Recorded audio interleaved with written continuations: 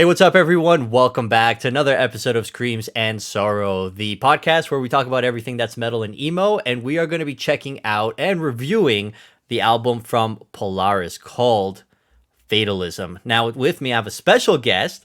This is Jarsh, or as I know him, Jars, because you have way too many A's in your username. Um, hey, man, how you doing?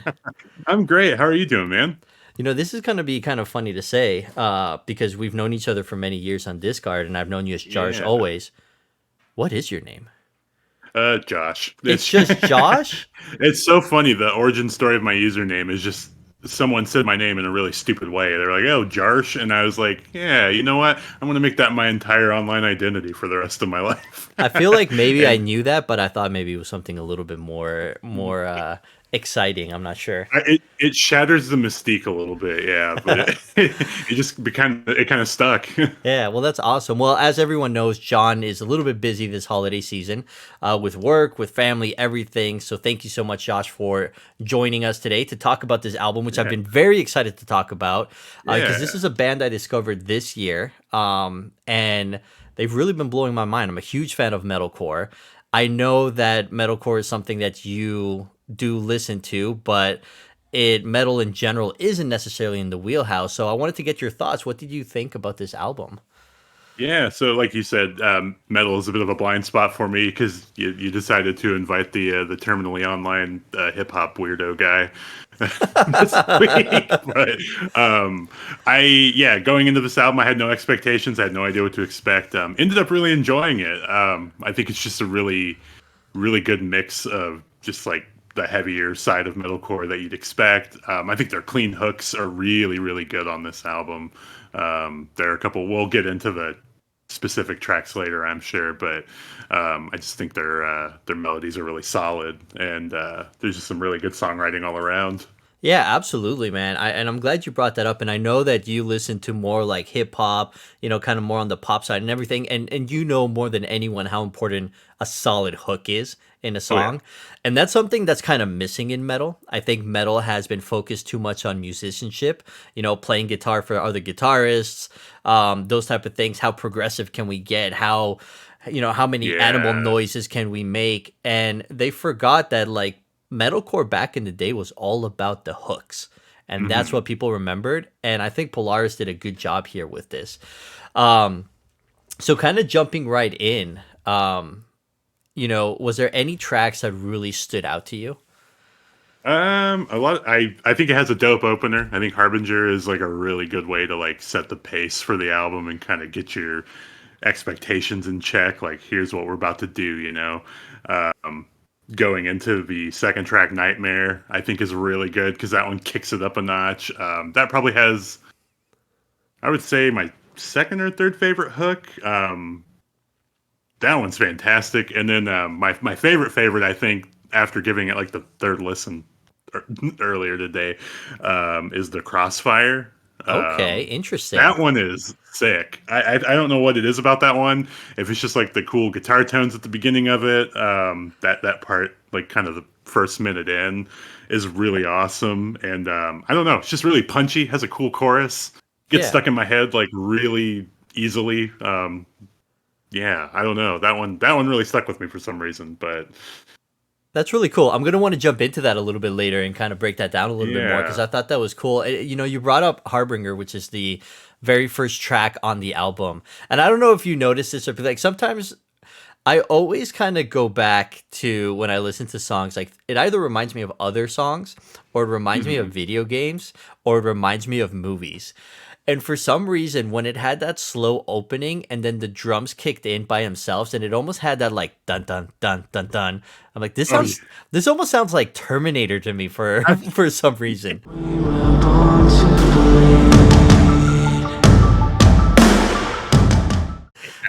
I had a moment with that. I think it was the song Inhumane. And I was like, there are parts, the way that the guitars chug on this song make me feel like I'm about to have like a big arena fight in like a Doom map or something, like Doom Eternal or Right. whatever. That's It was like, awesome. Yeah, I also put in my notes for that song. Feels like it would be a cool WWE entrance theme, like pyrotechnics going off behind. Not just because I'm wearing a WrestleMania shirt right now, but Yeah. uh, Oh, that's crazy. Yeah, I wonder if that was on purpose because I know a lot of the album, deals with kind of the state of the world, especially in the last couple of years, but looking towards the future. Like there mhm. is a line in here that talks about kind of like, post-apocalyptic Yeah, type lyrics and stuff like that. And I think that's going to be a theme that plays out throughout the entire album. And specifically, when I break down some of these songs, it's interesting how they kind of extend outwards with this like overview of the world, especially in a song like Parasite, which I'm really going to want to talk about. yeah, Um, but then there are songs that seem very personal. And you and I were talking a little bit before the podcast itself, because I was bringing up the fact that their lead guitarist Ryan passed away before the album released. And it's interesting because you would almost think that this album was a tribute to him, but he wrote it before he passed away. And yeah. there's just something so personal and emotional in here that I think just hits a tad bit harder. And I know this is new news for you, so maybe when you go back and listen to it again, maybe it'll hit a little bit different. But I'm sure like the fans Yeah. itself kind of had that feeling. It kind of reminds me a lot of this is such a weird anecdotal comparison. So it's a comparison in themes only, but Nick Cave and the Bad Seeds they made an album called Skeleton Tree, very depressing album, very harrowing sounding. During the recording of that album, Nick Cave's 16-year-old 16, 17, his son passed away unexpectedly. None of the lyrics on that album are about the death of his son necessarily, but it's almost like the feeling kind of permeates that album now that you have that context. Mm, So I'd be curious to go back and listen to this album now that I did find that out, and just kind of having that in the back of my mind, like there's almost like these weird coincidences you'll notice when you learn that information, and you're like, oh my god, I can't believe he's all over this album. Obviously he did he's a guitarist, so mhm. you know he his presence is on this album, but then like you look at the lyrical content and you're like, oh, that's weird. Yeah, no, absolutely. It's crazy along those lines. And I love the way it kind of ties in that whole theme. So, we talked about Harbinger and how it kind of started off, a little bit slower, kind of gave us that post-apocalyptic vibe, and then Yeah, smacks us in the face with some, amazing metalcore, yeah, catchy ass riffs, which I really enjoyed. And that's when we got Nightmares, and yes, Nightmares was the first single that they released, and I listened to it and I remember liking it. yeah, It's they definitely hit home, with the lyrics. Like the lyrics talk about, it literally says we're living in a and then pre-apocalyptic wasteland. Who can save us? Our best yeah, intentions pave our path to hell.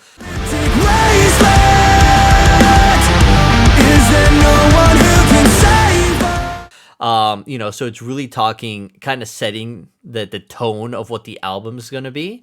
yeah. I Um, can. You mentioned it being a single, and it makes so much sense now because it really has it has the big hook that you want for a good single. Yeah, it's like a good very earwormy song overall, and especially like the lyrics really almost like it's the thesis for the whole album. Absolutely. And it's funny listening to the entire album. There isn't a single song in here that I would say is a skip. But the funny thing is that the singles are not my favorite songs on this Oh, album. really? Yeah. Actually, and I'm surprised by this, but after listening to it a couple times, I think my favorite song is the next one, which is Parasite. Parasite grew on me. Yeah. That one, I mean, I liked it when I first heard it, but the more I listened to it, the more I was kind of appreciating its nuances and stuff, especially, I always go back to the really catchy hooks and stuff. I think they nailed it again on this one, and yeah. Yeah, for sure. Like when it started, it was kind of like that, like electro core, if you will. Like it Yeah. had like a lot of electronic vibes to it. I'm like, is the entire song gonna be like this? Because I am, you know, when you use kind of like electronic elements in metal, I think if you use them wisely, they can really give a kind of energy off that's really good. But a lot of bands right now, especially in metalcore, are using like glitch sounds, Mm, and it's becoming kind of generic. Like when you think metalcore, you think like a band playing in a dark, dilapidated warehouse with rain for some reason inside the warehouse. Like that's just you just kind of have that vision. Right now, I think metalcore in 2023 is all about like the glitchy and kind of stops and goes.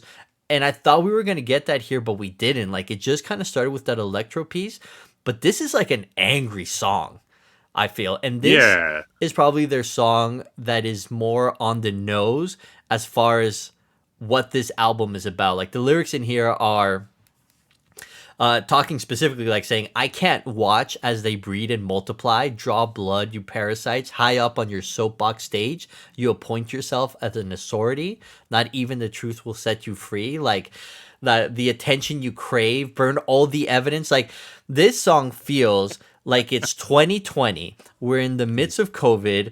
Yeah. Black Lives Matter is happening. Trump is, in power. Like, but they're from Australia. So obviously they're seeing that, right? But is this like a Yeah. commentary on what was happening in the US? Is this a commentary where maybe we're just so tunnel vision that this is happening everywhere in the world? It's, it really feels like, they're very much touching on like the past 3 years. Yeah, and I think a lot about like the Australian bushfires and stuff too. And like Hmm. there was, I think, yeah, I'm not like perfectly knowledgeable on it all, but I think the response to those from like the people in power and stuff was not. They didn't handle it very well. Much like pretty much everything in 2020 was mishandled by by the people in charge in America. So, We almost don't want to um, remember it, right? Like, oh my god, yeah, it feels like 20 years ago. I feel like I've aged like double speed. right? It's crazy. But yeah, I think at the end of the day, when it comes to this song, I'm a huge fan of hardcore. That's Mm. like as much as I enjoy metal, like punk and hardcore is really kind of what I grew Oh up yeah. in, especially bands that take hardcore influences. This sounded very much like, even though metalcore takes off of hardcore, I think this had much more hardcore elements in it. Like this is just a brutal song. Yeah, And this feels like their most bitter song on the album. Like just yeah, very like angry and like I like that. That's good energy to have for a song like this. yeah, I thought so too. I thought that was really, really cool. And it was very interesting to see how they went from that angry song right into Overflow, which to me is really, I think, like their most emotional song. Yeah, it's they do a really good job with like as I was taking my notes, like, this one kind of slows things down a little. And then, they know kind of when to change the pace a little bit before it gets too repetitive. So like they know when to slow it down a bit, maybe have more clean verses on like this track and before we like kick you in the teeth again on like the next track. So it makes the album a really easy listen, honestly. It made it very easy to replay for me. That was one of the things that I had in my notes, was just like a lot of albums sometimes they feel like you get to a certain point where you're like, did I listen to this already, or this is maybe overstayed its welcome. And I can tell you, having listened to their last albums, this is their heaviest album for sure. Okay. Like this is essentially from beginning to end of the album pretty non-stop brutal. But Yeah. what they do a good job, even though there is a song here that kind of has half of the song is a little bit more ballady, they really don't have like that ballad type of song in here. But what they do, I feel, in most of their songs is add those breather moments, whether it's like in the hook or in a bridge, and they add like some emotional value Yeah. to it that makes things feel fresh. And I think Overflow is definitely their more kind of melodic, very kind of personal Yeah. song, it seems. And it seems to talk a lot about kind of just mental health in general. You know, they talk about how like there's no peace and quiet from like the noise in my mind. And I think we've all kind of been in that place where we're just feeling like we're Yeah. overflowing, whether it's, too much has happened, we can't take it, like it's crazy. But I feel like there's a lot of beautiful like musicianship in this song specifically. And I love how they transition from like harsh to atmospheric and just kind of back and forth, and I thought that was really cool. Yeah. Yeah, same. I really like how seamless the whole thing felt. Just yeah, they really nailed it. Yeah. Yeah, absolutely. You know, one of the things that I'm noticing even as we're talking, and I don't know if you're taking it from me or if I'm taking it from you, but we're starting to say yeah a lot, where it's one of the things I'm almost self-conscious of right now. Me And too. if Yeah, like there you go. And if listeners are picking up on it, it's gonna be like hilarious. But I just feel like after every sentence, we're just kind of like, yeah, yeah, yeah. it's just The like, funny thing yeah. is, I feel like I'm still in interview mode too. So where like I need to say something so that when they're explaining the job duties to me, I'm listening. Oh man, don't even start me on like job interviews and Yeah. everything. The prep I'm that still goes. yeah. So I'm still in that like I need to sound like I'm engaged, but Yeah. You kind of have to, you feel like you're acting kind of like this persona, and it takes all this hmm energy out of you to kind of go through with it. I hear you. absolutely. I hear you. So you mentioned, oh, we're going to get there eventually. I'm trying to remember, but you remember, you said Harbinger, you said The Crossfire is one of your favorite songs. There was a third one though, right? Yes. Well, I mentioned Inhumane. Inhumane. I thought that one goes really hard. All right. So let's talk. That's the one I said sounded like a WWE entrance theme. Nice. So let's talk about that one a little bit more. What Yeah. else stood out from you from that song that you really liked? Um, I should have taken. Oh my gosh, that's not a word. I should have taken more notes because I literally put it goes hard. Feels like it would be a cool WWE entrance theme. I I think coming off of Overflow and I believe with regards comes Yeah. after that one, which that was one that I wasn't sure I liked when I first heard it. Um, it has like a lot of it has a really solid chorus, but a lot of the clean singing wasn't hitting for me for some reason on that one. Okay. But it kind of grew on me a little bit more as I listened to it. I think I just needed to be kind of in the right mindset for that. I was so used to like the brutality, and then with regards, kind of is it wrong? It almost sounds like it starts like a pop punk song. Okay. So that is completely on point because what I had in my notes, and not necessarily like pop punk, this gave me hmm more like post-hardcore vibes, and I wrote down Silverstein as an example.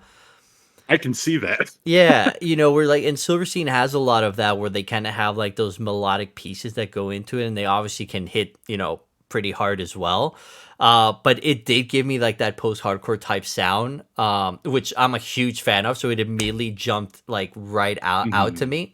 This was another song to me that sounded very personal, and the fact that it was very much like the lyrics were all about you, like as if talking to someone. As you say, he says something to the effect of like, "I hope this letter finds you," and like it sounds like it's addressed directly to the listener in a way. I pray this letter finds you well and safe. I hope to God I wrote it not too late. Exactly. Yeah. So, I don't know if it was like an apology letter, because at some parts he was more like blaming this person for things that were happening, but this one felt more of a story. And what's interesting about what you said about it not necessarily hitting at first is I think this is the one song that is very different from every other song on here. It is, yeah. Yeah, so not just the sound, but just the context and how they were writing. And this was one of the first songs that I feel like if you go back and listen to it with the knowledge now of what happened, I think this one hits harder. Uh, That's what I'm kind of curious about now. Yeah, I'm excited to go back to this track in particular now that I have that kind of context. And Absolutely. Yeah, because Overflow and With Regards were the two songs that listening to it now almost made me tear up a little bit because it almost felt like an angry letter to yeah, just I can kind of see be that. like, I hope this reaches you well, but we know that it didn't. And we don't know the hmm context of exactly how, like, why he passed away. That hasn't been released, but we do know that, um, like a lot of people nowadays, he suffered from some depression and stuff like that. So we all hope that it wasn't necessarily anything in those along those lines, but we don't know. Right. But we can only be left to assume. And when you listen to this song and the lyrical context with it, it hit me in my chest where I'm just like Yeah. fuck, man, like that. Like just I feel like this would be a hard song for the band to go back to, but that's just my feeling on it. That one's gonna hit different in a live setting, I feel like. that's gonna wreck some people. Absolutely. Yeah. And but kind of moving on, we talked about Inhumane and how that was your favorite one. And I wrote down here that I'm just a sucker for a song that starts with a solid bass line.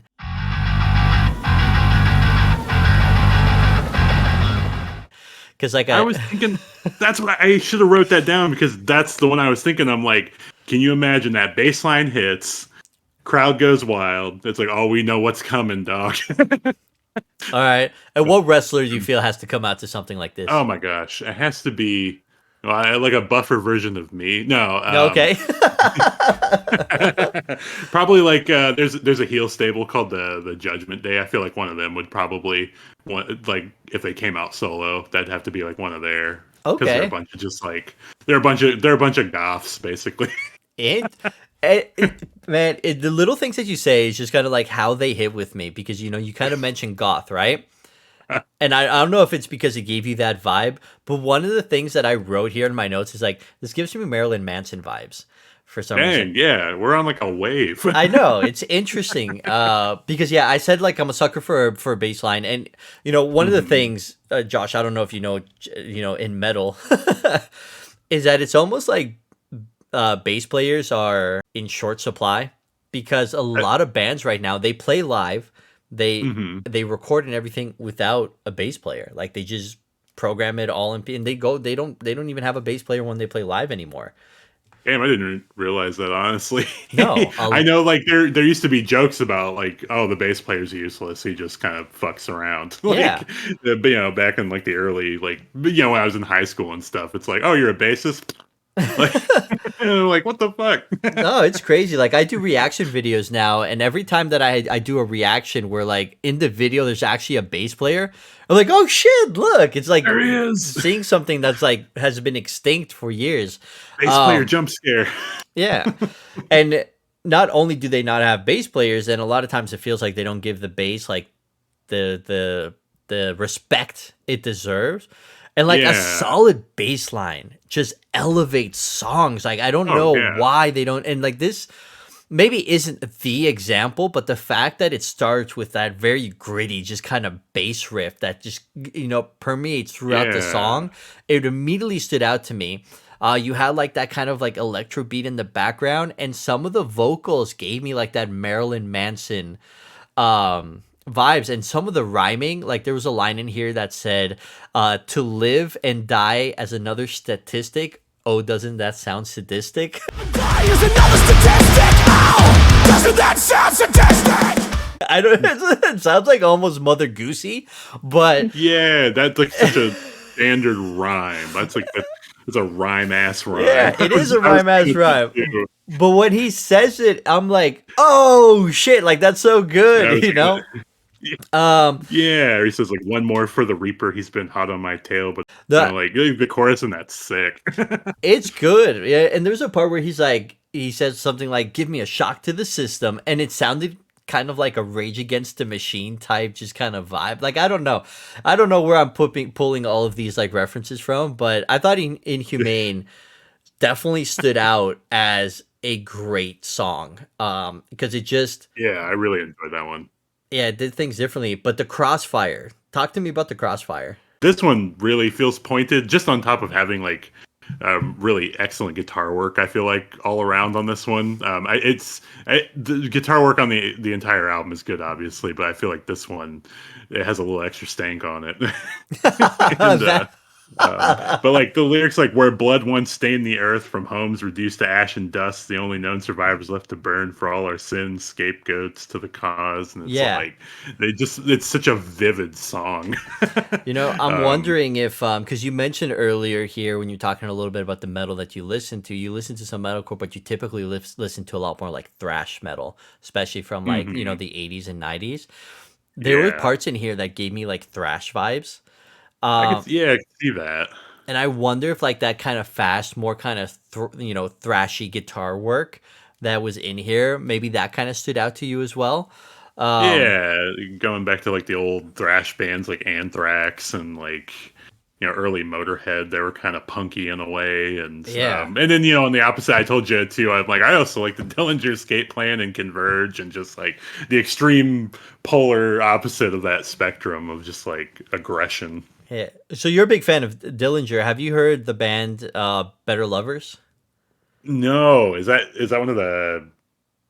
That sounds familiar, So but I you're gonna haven't have to listened to them. you're gonna have to check it out. That may be my album of the year. It's an EP. There's 4 songs on there, Shit. but Okay. essentially it's a super group comprised of ex members of Every Time I Die, the singer of Dillinger Escape Plan, and Will from Fit for an Autopsy, and they But came out with Greg, a song called 30 Under 13, which just blew my mind when I heard it. oh damn. Eh, Okay. I'm assuming the Greg. I think Greg Pusciato. I think is Yep, his name from Dillinger. that's the Okay, singer. he's probably one of my favorite vocalists of all time. That dude had some like Ire Works is like a top maybe 15 album of all time for me. That is just like a masterpiece. All right, so after this podcast, you got to go listen to 30 Under 13 then.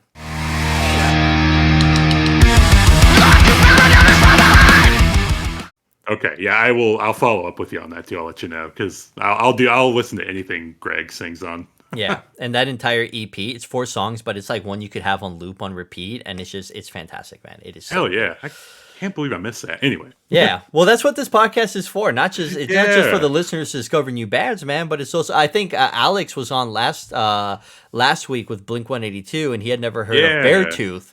And I'm like, dude, you like kind of like that hardcore, more melodic kind of positivity type music. You gotta listen to the new yeah, Beartooth, man. So that's what we're here for.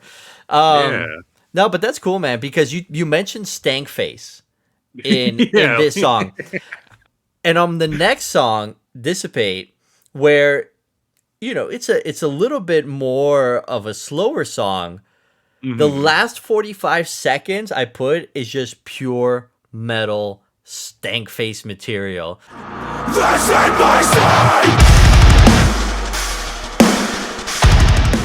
Like I it's was great. I was listening to that right before, and I couldn't help, and I just looked over and I was just like, yeah, like this I is. think that's like, yeah, that's probably my favorite like 3-track run is like Inhumane, Crossfire, and Dissipate.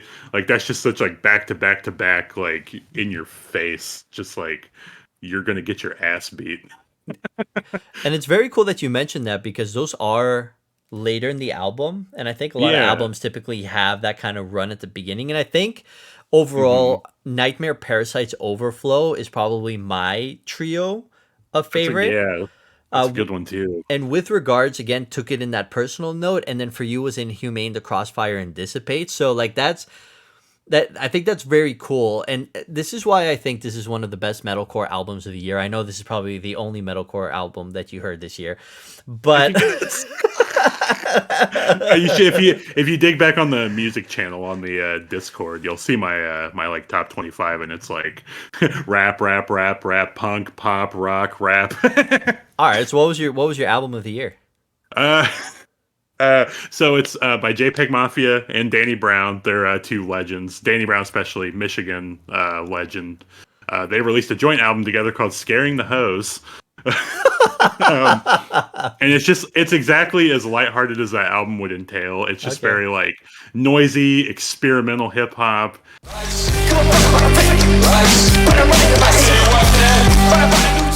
Very goofy. They're just like taking the piss, having a good time. Some of my favorite production on any hip hop album, though, it's like wildly experimental and just crazy. I mean, if you ever want to get out of your comfort zone a little bit, throw it on. It might rattle your ears a little bit.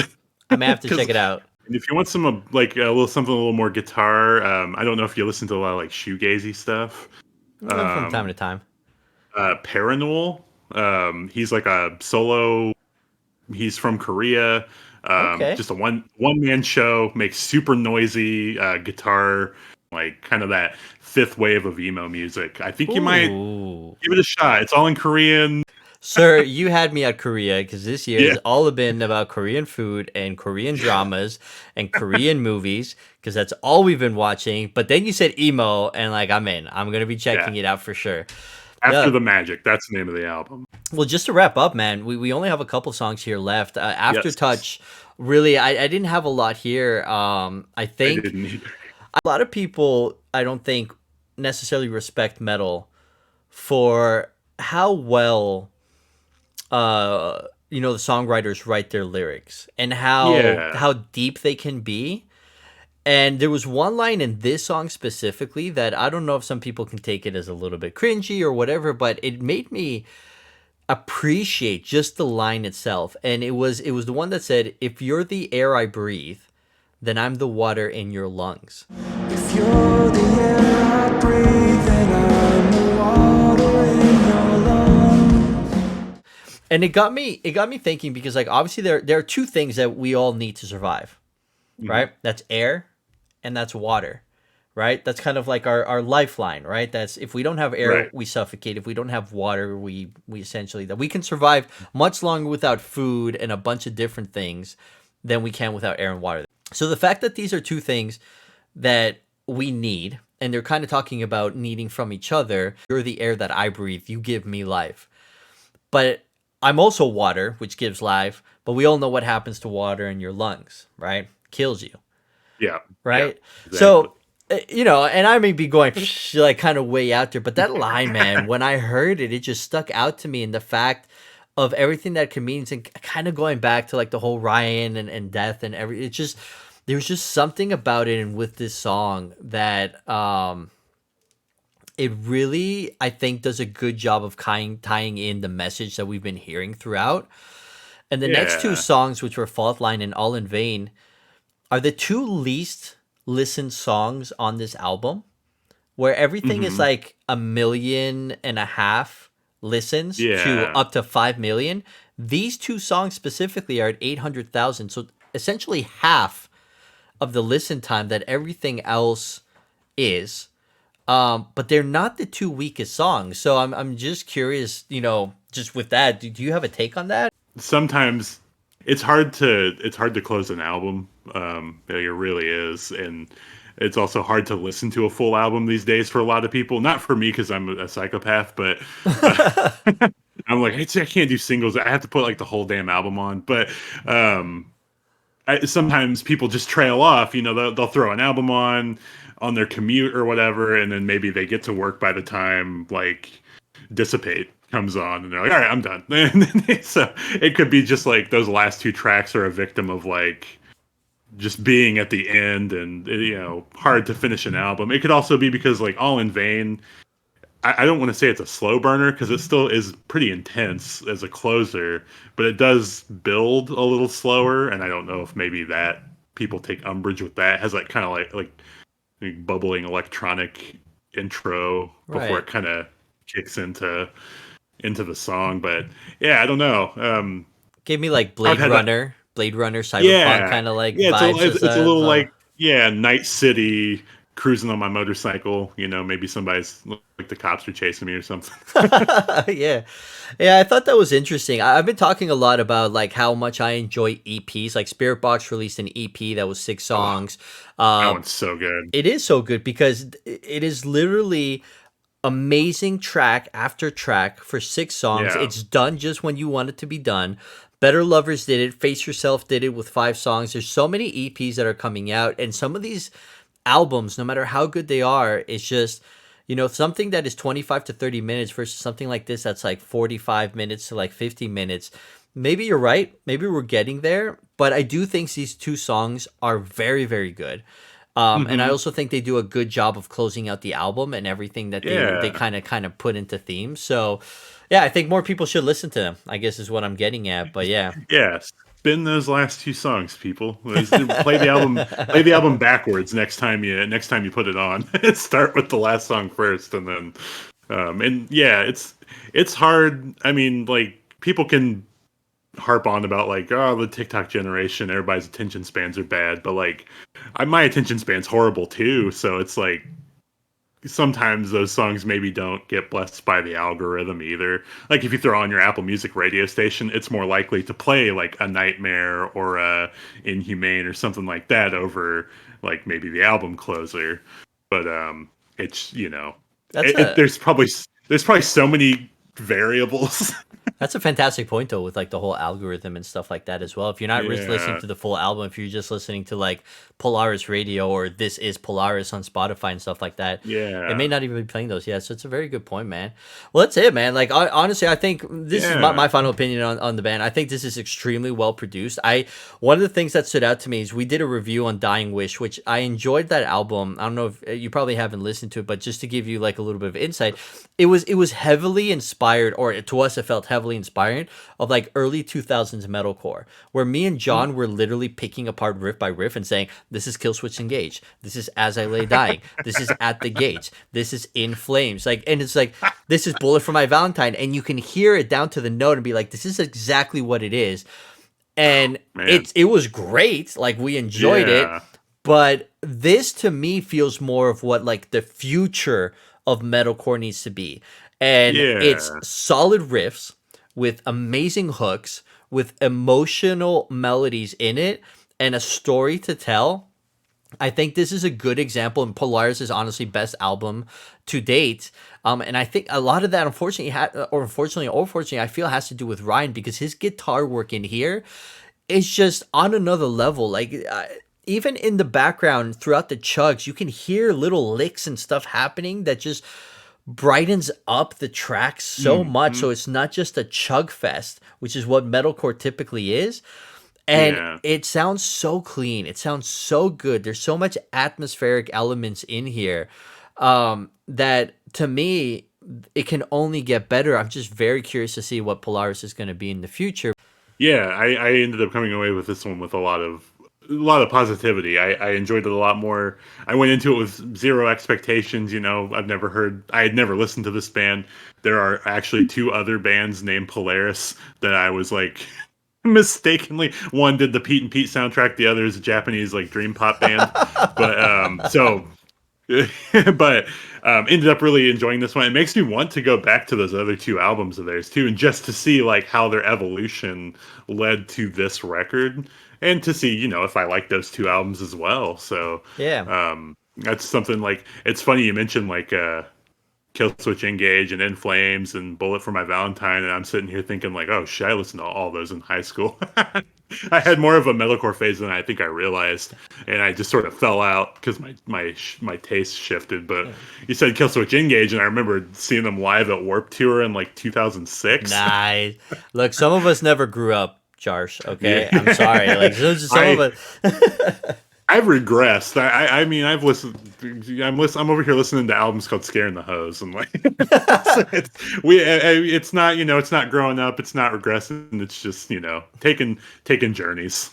Yeah, well, I'm really excited for this. Like, Australia honestly has one of the best metalcore scenes right now, I'll have to which is dig a little crazy to deeper. say. Yeah, Yeah. like, and I'll send you a code. But if you haven't heard like the new North Lane song, which is called Dante, that song is a banger. One of my favorite songs of the year is from a band called Make Them Suffer, and holy shit, that song is easy. Like it's on all my playlists.